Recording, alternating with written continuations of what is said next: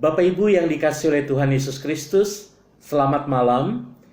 Kita berjumpa kembali dalam program I5, Immanuel 5 Minutes. Terlebih dahulu, terimalah salam dari kami, damai di hati, tekun bersekutu, tangguh melayani. Firman Tuhan pada malam hari ini, kita baca dari 1 Korintus 12, ayat 27 sampai 31. Dengan tema, hidupkan talenta dan karuniamu. Firman Tuhan ini menutup satu perikop yang indah, bagaimana Paulus berbicara kepada jemaat di Korintus tentang rupa-rupa karunia, tetapi satu roh. Dan bagaimana gereja terdiri dari banyak anggota, tetapi sesungguhnya satu tubuh. Pada ayat yang ke-27, firman Tuhan katakan, kamu semua adalah tubuh Kristus, dan kamu masing-masing adalah anggotanya. Saya dan Bapak Ibu adalah anggota tubuh Kristus. Tubuhnya satu, tetapi anggotanya banyak. Gerejanya satu, gereja di dalam Yesus Kristus, tetapi warga gerejanya beraneka ragam, berbagai macam latar belakang, suku, dan budaya ada di dalamnya.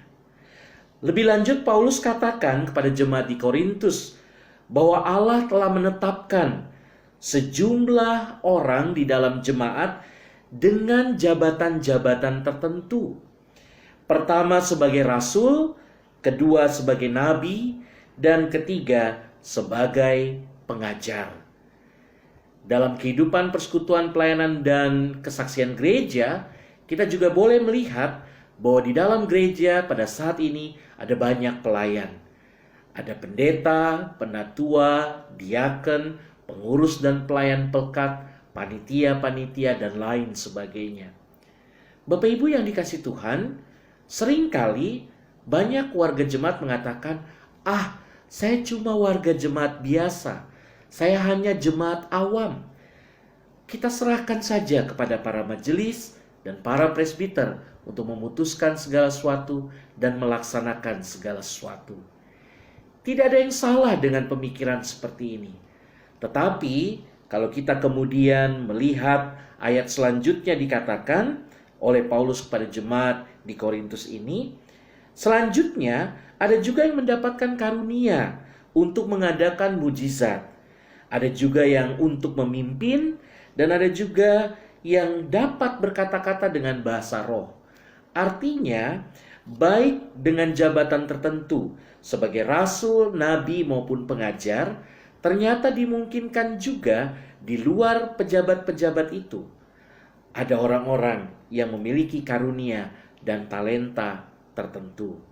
Artinya, kalau kita boleh meresapi, di balik ada pejabat-pejabat gereja yang adalah pelayan Tuhan, pendeta, penatua, diaken, pengurus dan pelayan pelkat, ada juga orang-orang yang memiliki karunia dan talenta-talenta tertentu yang harus ditumbuh kembangkan dalam kehidupan pelayanan gereja.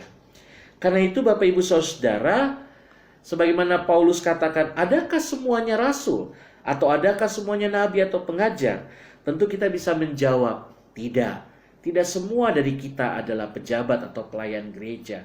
Tetapi pastinya setiap kita punya karunia dan punya talenta untuk kita gunakan dalam persekutuan pelayanan dan kesaksian gerejanya.